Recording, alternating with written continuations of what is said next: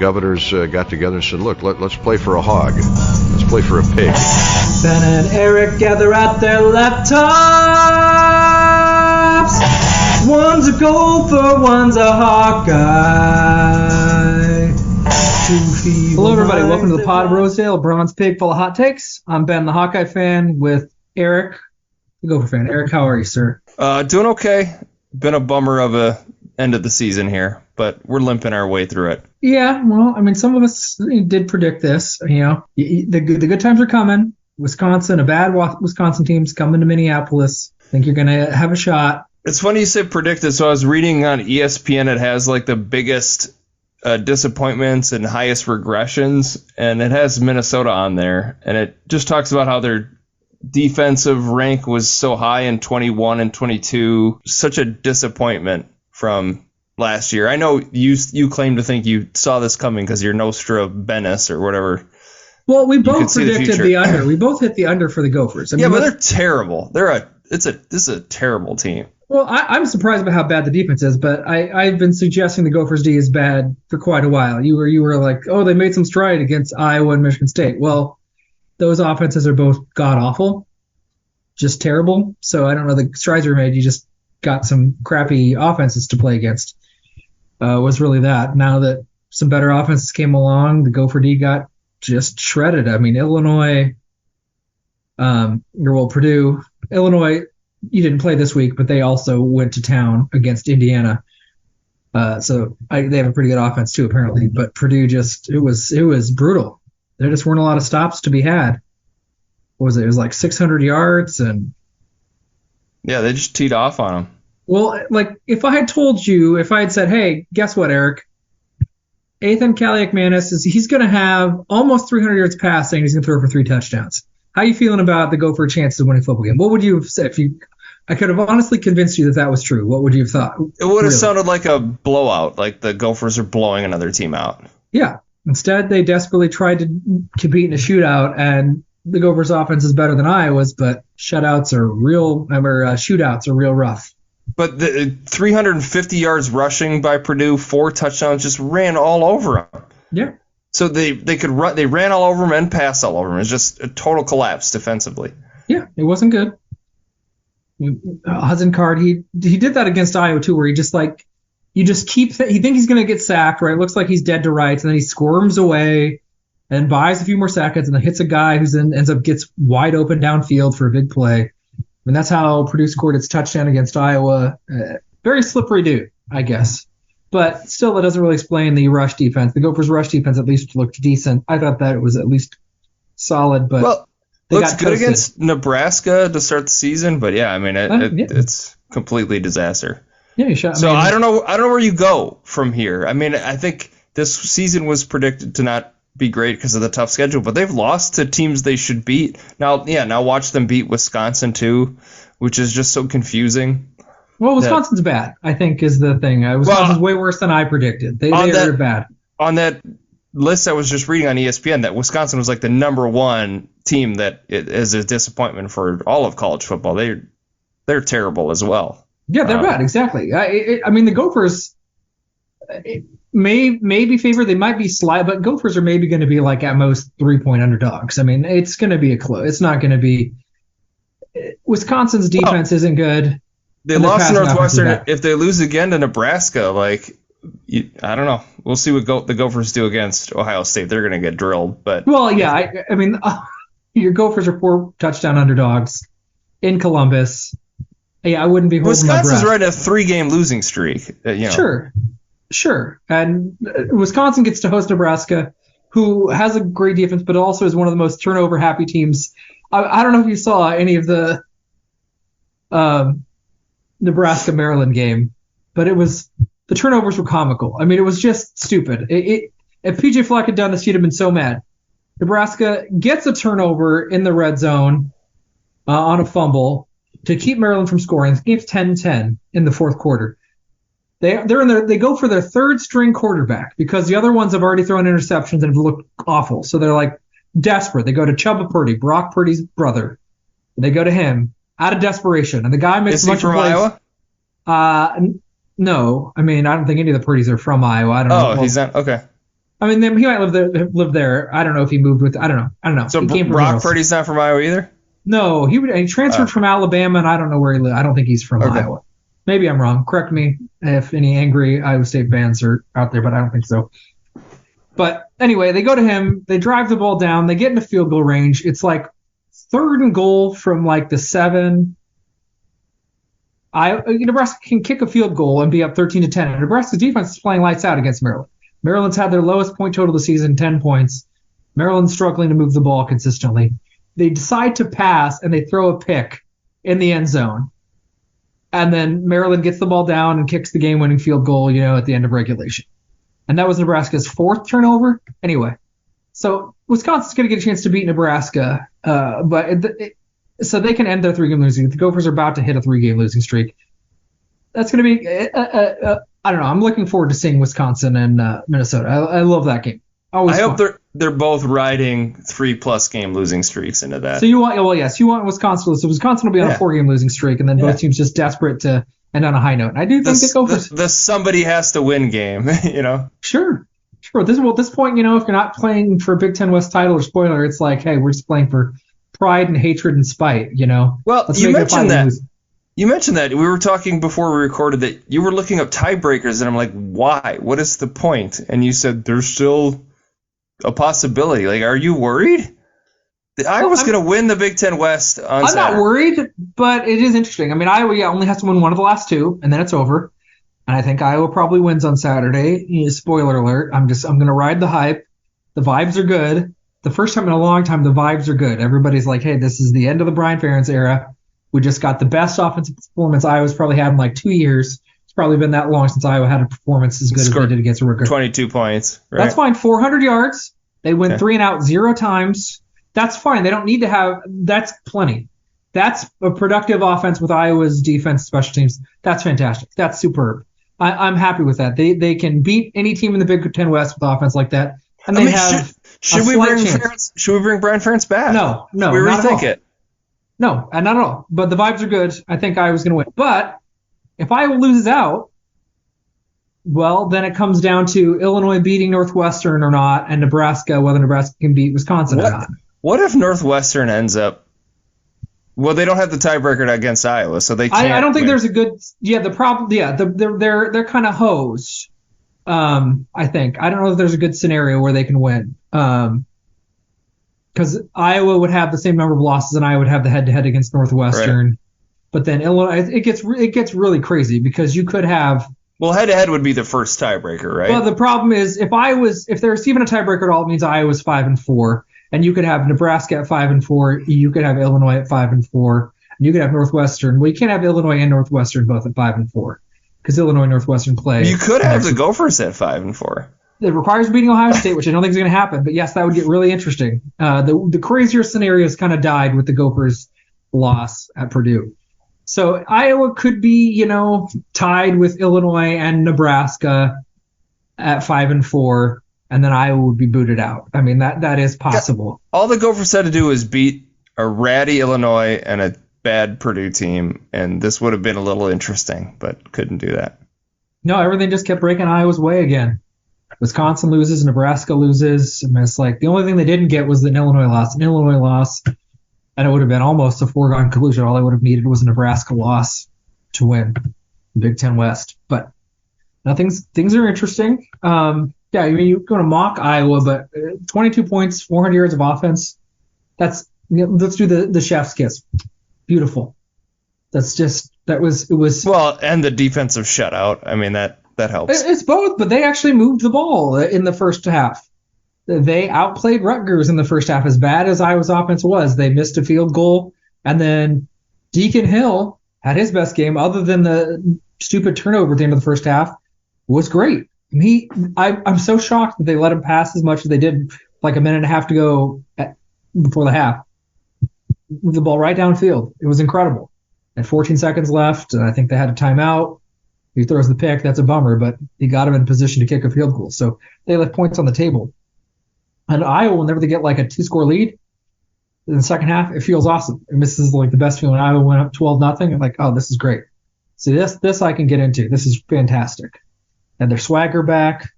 No, is It was good. It was a good game plan. Deacon Hill threw for 225 Michigan yards. better look out, huh? Michigan better look out. You think it's going to be Michigan? You've already decided they're going to beat Ohio State? Yeah, I think so, sadly. No, see. Yeah, they could. It's what a mess that situation is. I just waiting for. So the hearing's Friday, right? But this is about the suspension, right? Right, to fight the suspension. Which it's is like an pointless, injunction. and who cares? It means nothing. He can still coach during the week. What does it matter for a head coach to not be able to coach on game day? How relevant is that really? Well, with the Gophers, it might help if PJ wasn't there on Sunday. Sure. So are you advocating to get PJ suspended for game day? Yeah, start stealing some signs and get suspended, PJ. That's the only way you could help this team. The University of Minnesota has decided to suspend PJ Fleck just on game days. Yeah, he can still coach the team and then, but he's got to stay at home.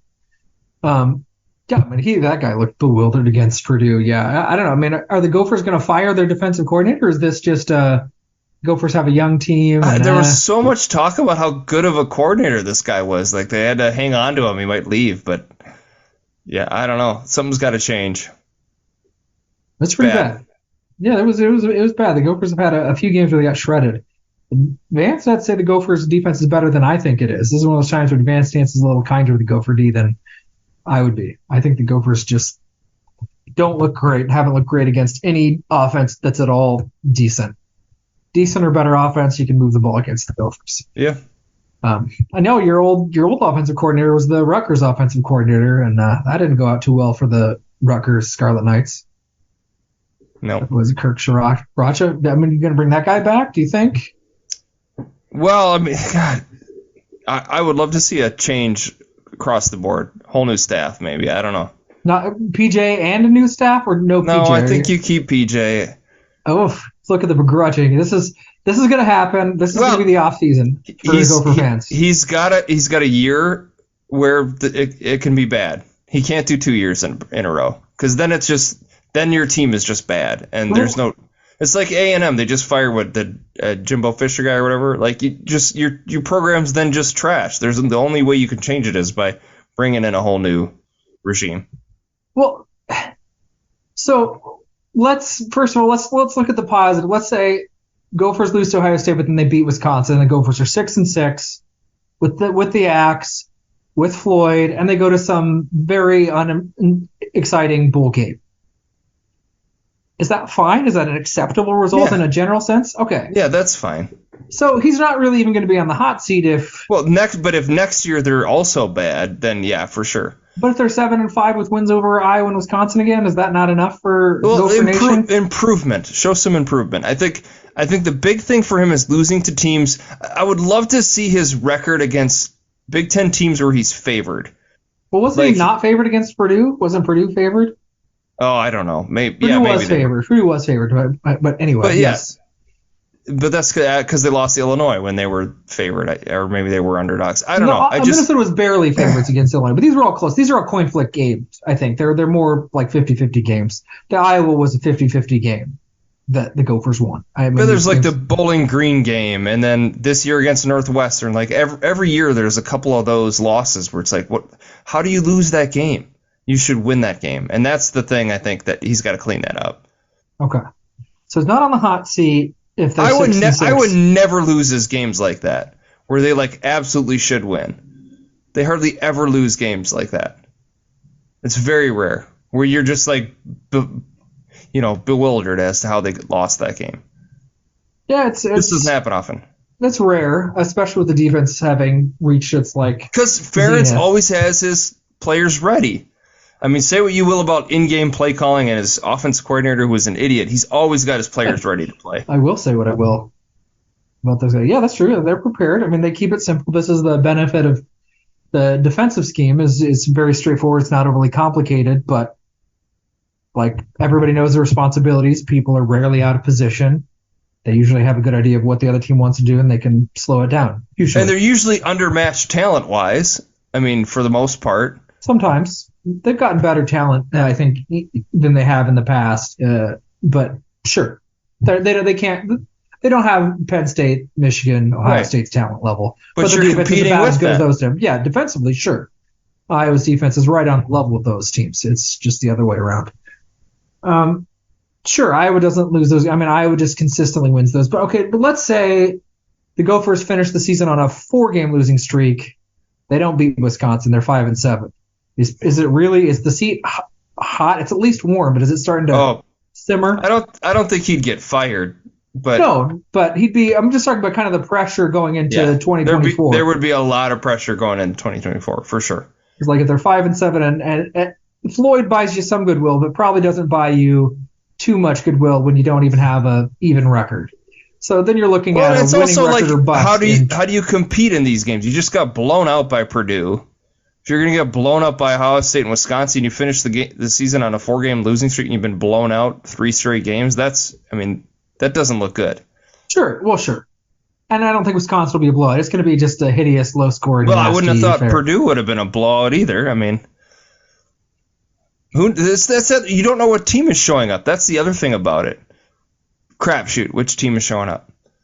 Are they going to be competitive? Are they going to play, well, like they did against Iowa? Now, again, you're going to say it's Iowa's offense, but they put up points. They put up points against Rutgers. You just talked about how great Deacon Hill is now. Greatest quarterback. He had a great game, but his QBR was the same as Ethan Kaliak-Manis's. So basically, like it was a push. However, QBR is calculated. He had a game where he looked like a decent college football quarterback. He looked like he belonged on the field for the first time. That was nice. He might go back to, it might be midnight and the ball might be over for Cinderella. We'll see. But yes, it was very, very nice. Well, yeah, that's Iowa's approach, as how every game's going to go, and they tend to grind out the low-scoring eek fests that are unpleasant. But very few people can do it how Iowa does it. I mean, it's, again, Iowa, the under hit, 22-0. I mean, is a lowest under ever, and it still hit. I mean, they just cannot bring this over-under low enough. It's brutal. But I don't know. Yeah, so like if they're 5-7, I mean, PJ has to have like at least 7 wins in 2024. What would be the make or break mark for PJ keeping his job? If he's going to have more leeway if they're 6-6 with wins over Wisconsin and Iowa, that buys you, I think, plenty of goodwill. Yes.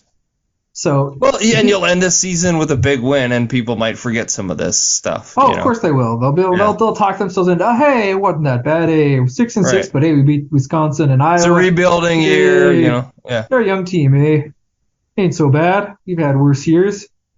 I remember the Glenn Mason era, eh? They'll be doing some of that stuff. But 5-7, yeah, with the 4-game losing streak, that'll be. I don't know. I try not to overreact to Twitter, but there was a lot of vitriol for PJ after the Purdue game, especially. Well, it's also the bluster. You can't have the attitude he has and then also be trash. You just that's part. He gets a little. He gets some leeway because he's won some of these games, but you also lose a little bit of that leash when you act the way you do. When you say elite constantly and your team is terrible, like those things don't jive. No, it's true. I mean, just Minnesotans can't tolerate his personality if they're not winning. Like if they're winning, fine. It's kind of, you can just view it as kind of kitschy and whatever. He's getting it done. It's not my cup of tea, but he does a good job. But when that doesn't happen, then he's just cloying and grating. That's fair. But this is I want to give a shout out, a plug, a kudos to Beth Getz for moving when she did.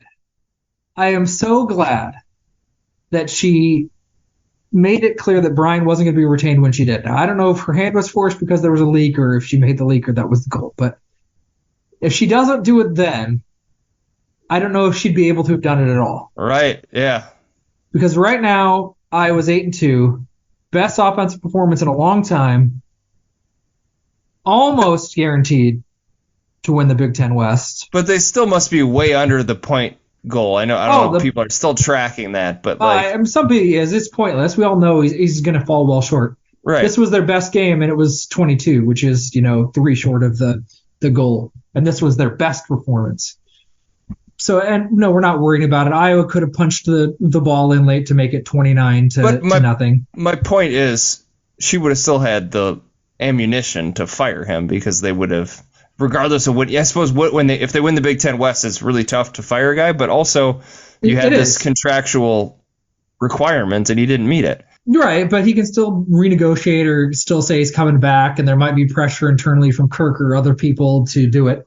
At the very least, it would have been more complicated to do it that way. Would have been more challenging and more difficult. And so I'm glad. It's like been such a relief. Like, hey, we might get the best case scenario where Iowa goes like 9-3 or 10-2. You know who you should be thanking is the Minnesota Golden Gophers. Well, I want to thank whoever paid that ref. That's who I want to thank. Whoever wrote that check, God bless you, sir or ma'am. Well, you should thank Cooper DeJean for trying to cheat so much and fake a worth it. I gotta say, catch. It's worth it. However it happened, worth it. Paying Floyd, getting Floyd to PJ, it hurt. It stung. I won't lie. It was painful. But if it got rid of Brian and I can still win the Big Ten West, that's a net positive. I'll make that trade.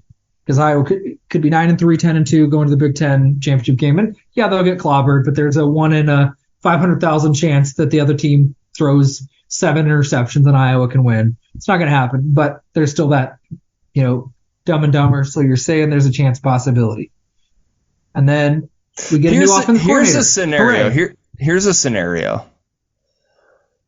Iowa plays Michigan in the Big Ten championship. Mm-hmm.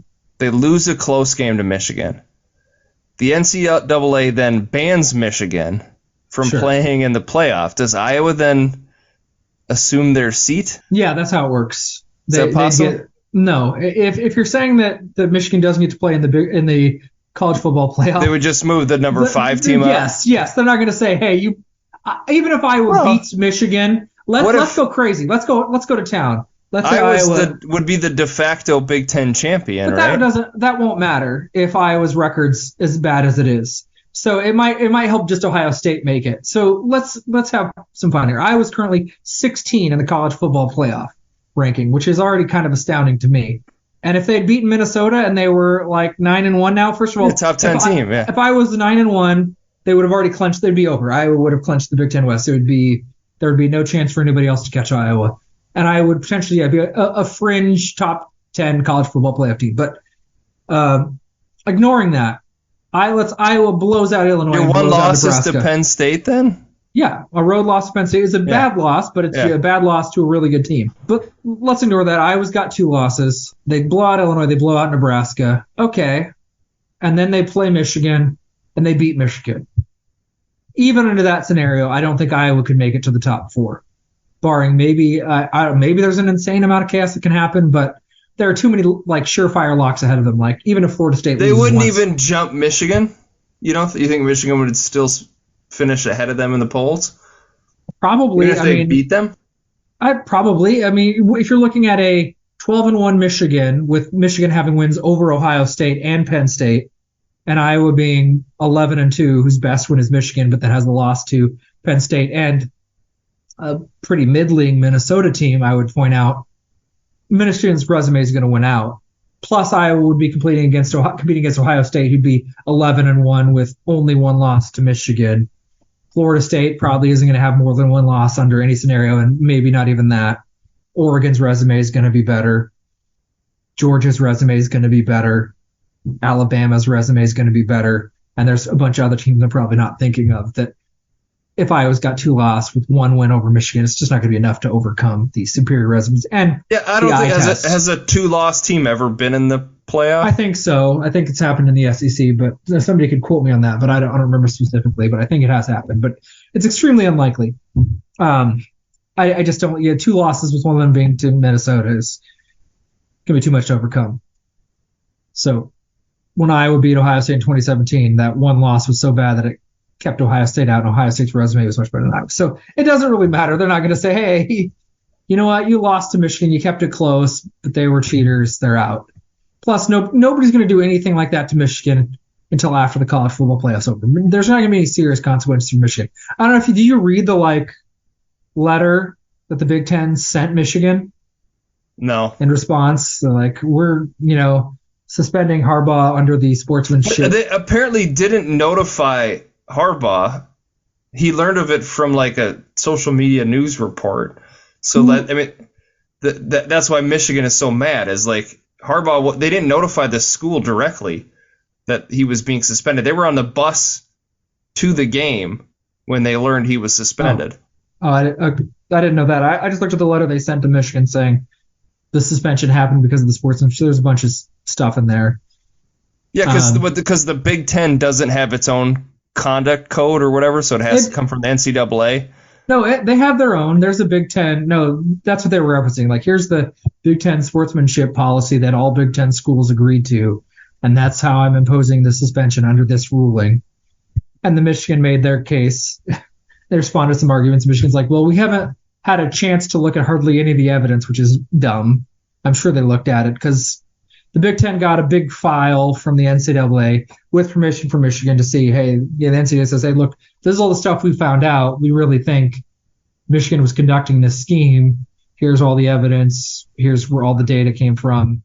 And the Big Ten uses to say, hey, let's suspend you, Jim, which is, again, a toothless penalty anyway. It means nothing. It's symbolic. Who cares if he's not coaching on game day? You don't think Michigan should be banned from...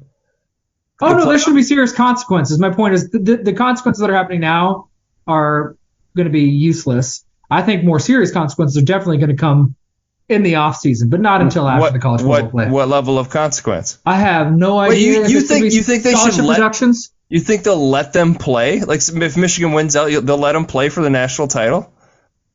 Yeah, I think so. Wow. I think that's crazy. You think they're going to seriously not let Michigan play? I don't know if they will or won't, but I think they definitely should. You know how big of an asterisk there'll be on this season if they win the national title? But see, Michigan doesn't care. I mean, sure, there'll be an asterisk, and Michigan is going to just get they legit for this cheated.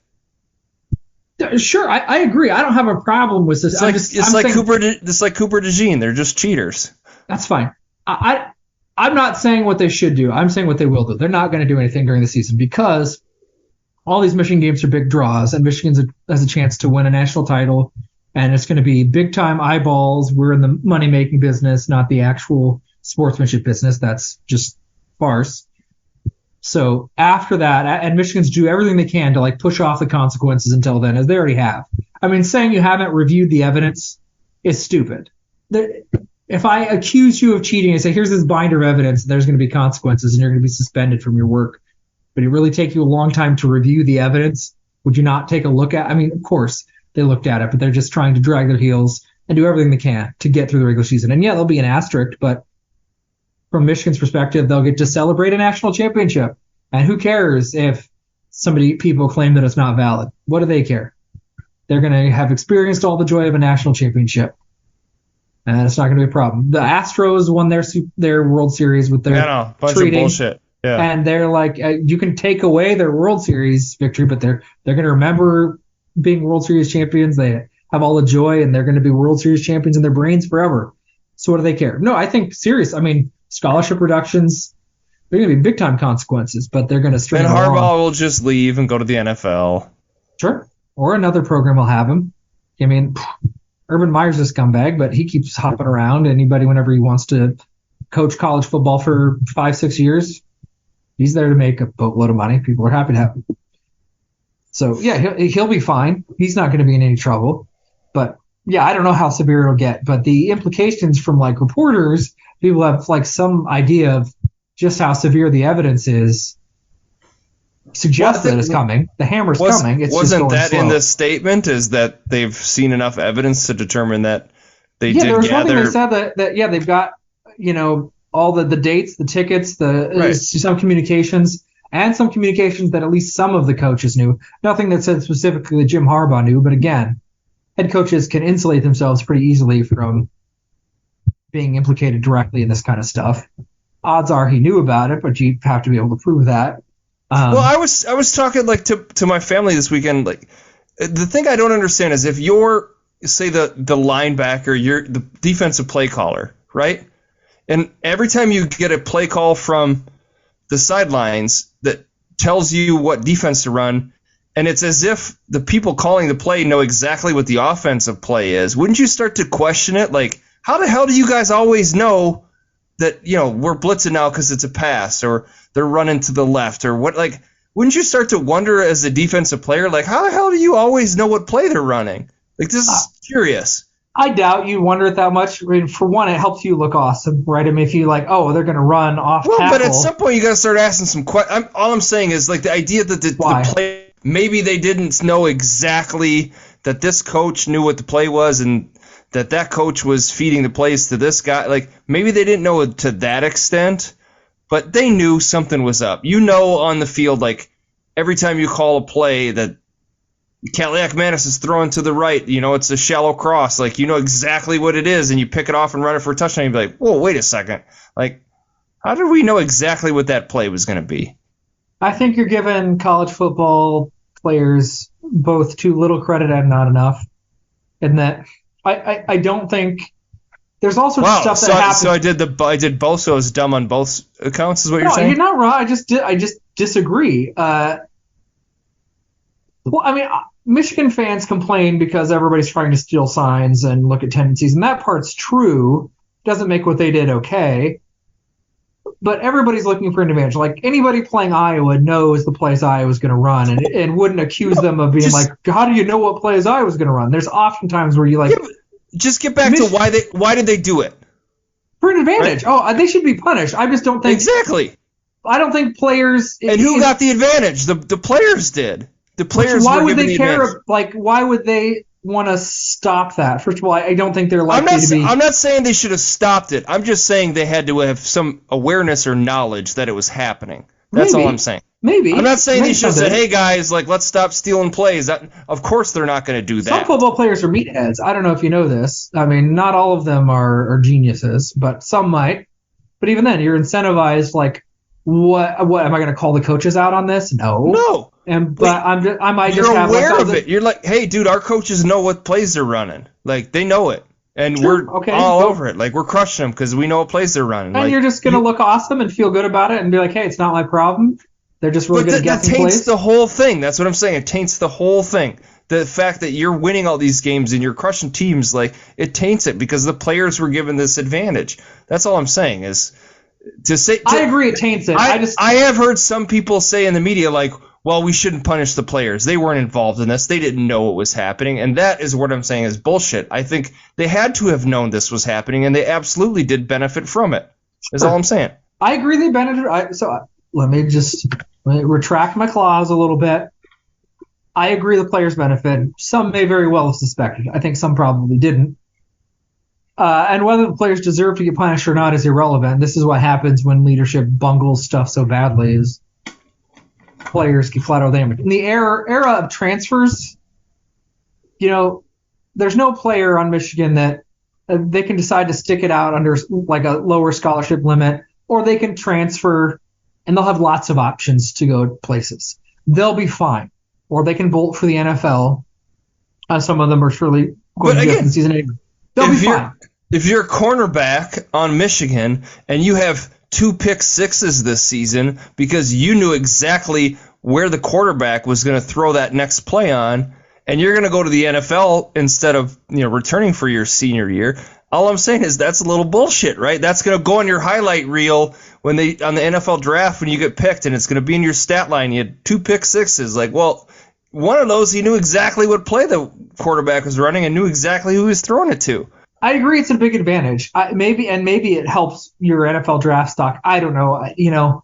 Whether don't draft Michigan players. Okay. Well, you heard it here, folks. The only advantage they got was through. Well, here's another question: does McNamara he have any culpability in this? Was he involved in any of this? Did he know at some point where the defensive signals were going to be and what the defense play calls were going to be? Maybe. I have no idea. Right now he's not playing, so you could suspend him or something, I guess, but he's not going to be playing football till next fall at the earliest.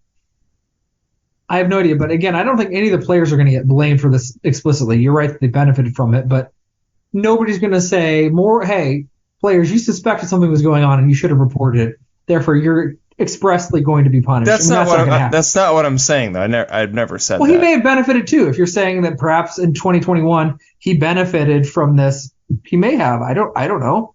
Very, very possible. But, I mean, I just don't know why that matters much. He's now playing at Iowa. if he can convince NFL scouts to draft him while playing quarterback at Iowa, congratulations.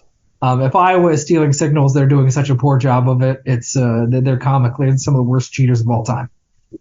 All I'm just saying, we need our guy Steppy to ask McNamara, did you know? I love it. Calls? Were you involved in the sign stealing scandal at Michigan? We need some hard-hitting journalism. Twitter is obviously his old hat. Twitter is just such an awful place, and every time I just see tweets, it's called X, Ben. It's not Twitter anymore. Okay. Stop calling it Twitter. Okay, it's to me, it's like when Prince changed his name to a symbol or whatever. Like, okay, you can do that weird, unpronounceable symbol, but I'm still going to call you Prince. Anyway, it's awful because any suggestion that there's going to be any consequences or any seriousness on the part of what happened just gets met with this like deluge of just insanely angry Michigan fans who can't think, except even slightly, that this is like a serious thing and a problem. I mean, it's like cognitive dissonance and copium all over the place. It's so bizarre, just absolutely bonkers. But I don't know. I don't have much more to say about Michigan, other than they'll get punished, I think, pretty severely. But it'll be after we get to all watch them in the college football playoff and crush Iowa. Again, I hope it's Ohio State, largely because I also think Ohio State's just not cool. Ohio State's excellent, but I think they're just this little bit much not as good as Michigan. It's going to be bad for Iowa either way. But we'll get to see how that plays out in the offseason. But let's talk about this upcoming weekend of football here. We mentioned Ohio State. Not a lot of good games from the Big Ten. No, I mean, Michigan's so starting at 11 o'clock. Michigan's only a 19-point favorite over Maryland. I mean, Michigan's going to win, but that's as small of a line that Michigan's had, other than the Penn State game, which they didn't pass once in the second half. That's just crazy. Yeah. Penn State's going to clobber Rutgers. Michigan State and Indiana are already playing out the string. They're not bowl eligible, so that's Indiana's favored. That's how bad it is. Michigan State is a 4-point underdog. Purdue Northwestern is probably the most interesting game of the weekend, just for, Big Ten. I suppose for your purposes, you're rooting for a Northwestern win, right? Because Purdue. Purdue doesn't matter. Purdue's out of the running. Okay. And I don't think Northwestern can catch Iowa either because Iowa's got the head-to-head. I don't think there's a scenario because Northwestern would have to win out, and that means they'd beat Illinois, which would clear Illinois out for Iowa. Maybe there could be a 4-way tie between Northwestern, Nebraska, and Iowa, maybe, but then that goes in Nebraska's favor since Nebraska beat Northwestern. So I don't think there's a path for Northwestern to win the Big Ten West. I mean, it'll be a fun game, and Northwestern is a win away from bowl eligibility, and they got 2 chances at it. I mean, they could beat Purdue, they can beat Illinois next weekend. So Northwestern can easily get to a bowl game. So that game's interesting. If only somebody saw a good Northwestern season coming. Okay. Lane Stradamus, well done. You correctly saw them climbing out of the gutter. Hey, they might finish with the same record as the Gophers. How about that? Maybe. That would be and having beaten them.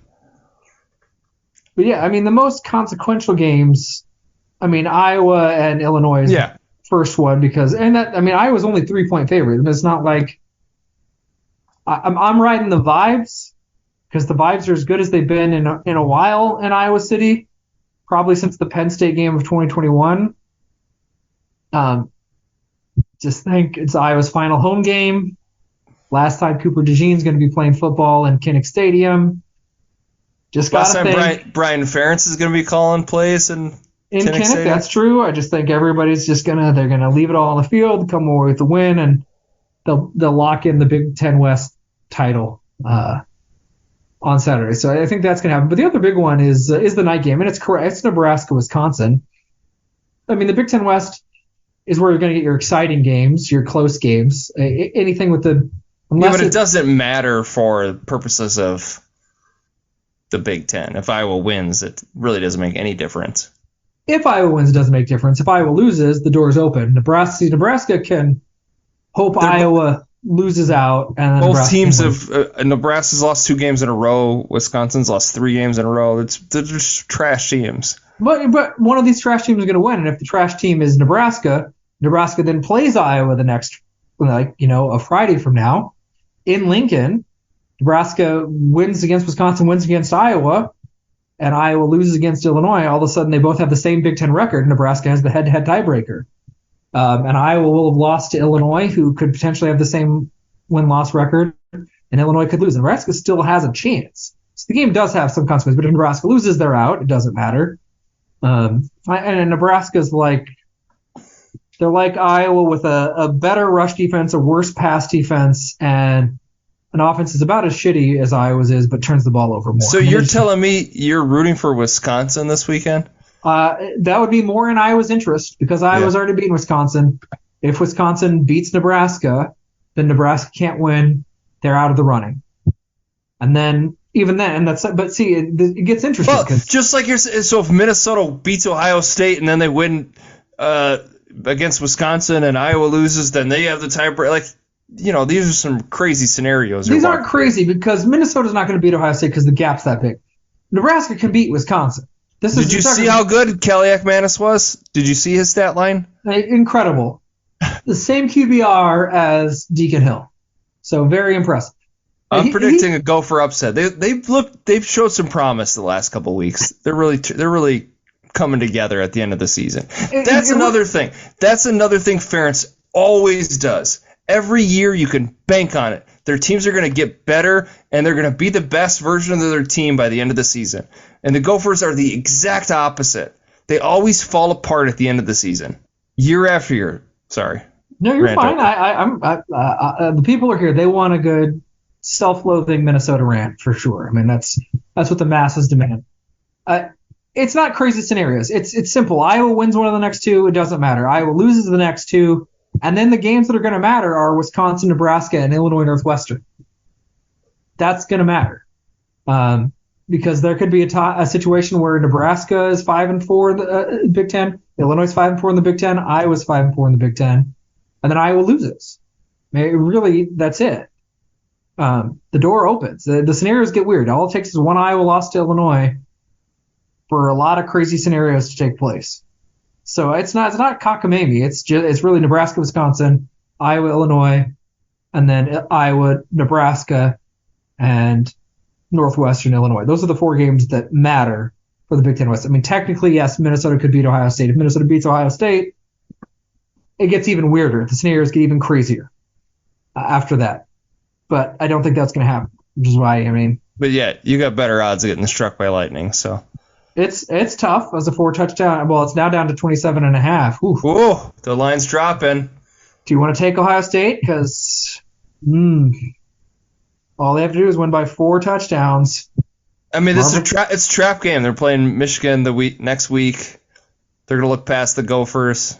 Big trap game. Marvin Harrison Jr. has 1,000 yards receiving and 12 touchdowns. Do you draft him first overall if you're running an NFL team? If you're the Bears, you got to draft him first overall. Oh, instead of a quarterback, you just ride with Justin Fields just more? Yeah. Oh, okay. Justin Jefferson, sorry, NFL talk here for a second. Justin Jefferson's been in the NFL for 3 years, his 3rd season. He has more receiving yards than any Bear receiver in the history of the franchise. But how much is that just Kirk Cousins being a great quarterback, A lot. He is great. Bring him back. I mean, Achilles be damned. Bring him back. Sure. Sorry. You're fine. He's great. And we've had versions of this argument many times. Saquon Barkley. A wide receiver is great, but if you don't have a quarterback, it's really tough. Everything's got to be just so. Has a wide receiver gone first overall? Kelvin Johnson wasn't even first overall, right? No. People generally try to get a quarterback. That's usually a priority. So, people are going to get Caleb Williams or some other quarterback will be higher on the priority list for most teams. Defensive tackles and edge rushers go high up because that's huge too. But wide receivers just aren't quite the priority. He's great. You'll get a great wide receiver. It wouldn't be the worst pick you've ever done as a person. Like if you're a manager, people aren't going to be like, man, this guy sucks. Why did we draft him? That's not going to happen. It's just going to be, is Is he going to help your team as much as a quarterback would? If I'm running the Bears, I'd take him first overall. And then after Justin Fields just has bad game after bad game and doesn't get him the ball and throws picks, so you're just like, well, you got to move on. Right choice. Okay. You still have a great wide receiver. That's true. So, all right, I need you to make some predictions. I mean, I talked about what the two most important games are, Illinois and Iowa. Who are you picking? Iowa wins. Close game. Let's go 17 to 14. 17 to 7. 17 to 7. That keeps the under in play. 17 to 14. Ooh, that's going to flirt with the over. Okay. I mean, I'm looking forward to that. I mean, this is like the best passing teams Iowa's played in a long time, so I'm looking forward to seeing Iowa's secondary get to tee up on the guy that threw it for 85 yards on 3 plays against the Gophers and see how Iowa does. Okay, so you're predicting it's so Iowa. Altmaier is out. He's I guess I don't know. I've kind of assumed they'd go with the other guy because the other guy is just so much Paddock or whatever. The other guy is just lights out. The dude is just beastly. Yeah, I don't know. I guess maybe they'd go with Altmaier. Good question. I don't know. I was making an assumption. Paddock played the whole game against Indiana, threw for 500 yards. Yeah. Paddock definitely played the last week, and I just don't know. I mean, he obviously so far Paddock has just been insane. Gopher game and then against Indiana. Yeah. I mean, just annihilated him. So I assumed it'd be Paddock, but either way, I think Altmaier's pretty good too. Paddock has looked better, but we'll see. So you got Iowa closing the deal, and then I want to hear Nebraska, Wisconsin. Are you predicting the Wisconsin slide continues? You get to at least have Schadenfreude. Yep. One of the worst Wisconsin teams of the last decade or so. Okay. Yeah. I mean, how great would it be, Eric? Like Wisconsin loses, and then you get to host them in Minneapolis, and you get to deny them a bowl game. Be pretty great. The Gophers get to win their bowl. I mean, wouldn't that be great? Like 2 teams are 5-6, winner gets a bowl game, losers out, stuck with a losing record. Wouldn't that be a gratifying way to end the season? Sure would. Sure would. Soaking in the Badgers' tears. Okay. Well, everybody, thanks for listening. Go Hawks. Elite. Soon to be Big Ten West champions. Hopefully the final Big Ten West final champions. We'll see. We'll be the last Big Ten West champions ever. You get to hang another banner. We do. Thanks for listening, everybody. Give us a follow. You can follow us on Twitter, too, if you want. I'm at Ben Seward Lewis. You are. What's your Twitter handle, Eric? At Eric_Lane, I think. Okay.